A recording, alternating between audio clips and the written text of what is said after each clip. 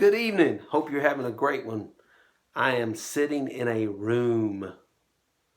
This is the room I sit in while my daughter is in youth group.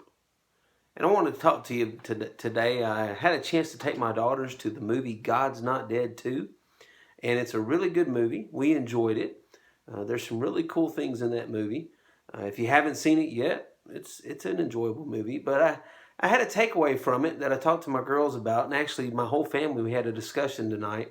You know, at the end of the movie, there's the victory.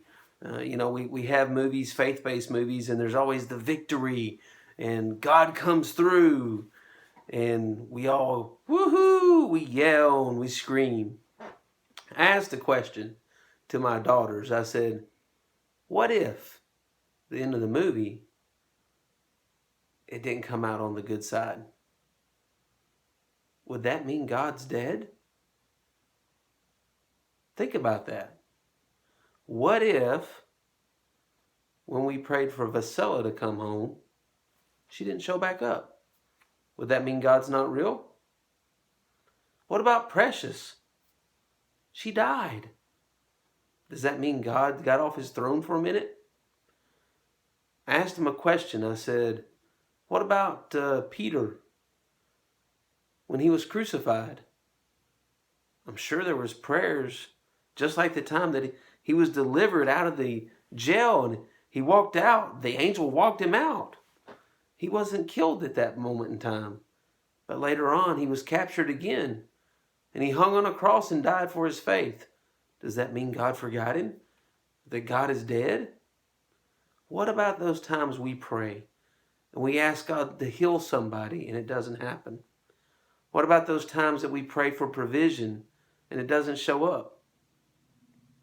You know, we want to yell and we want to cheer when God answers our prayers positively. But what about those times when he says, no, or not yet? Those are the times that we're in the pen, when things are difficult and it's uncomfortable. We're like, just let me get out to the green pastures again, please.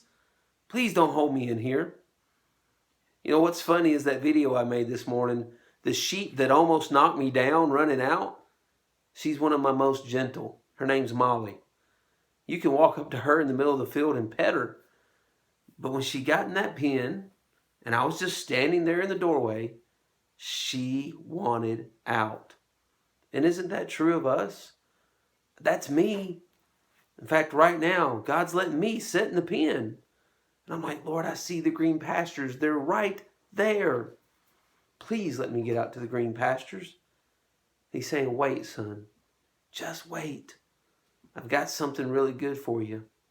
I know it doesn't feel like it, but it's going to be grand. It's going to be glorious. And sometimes I think we forget that. I know I do.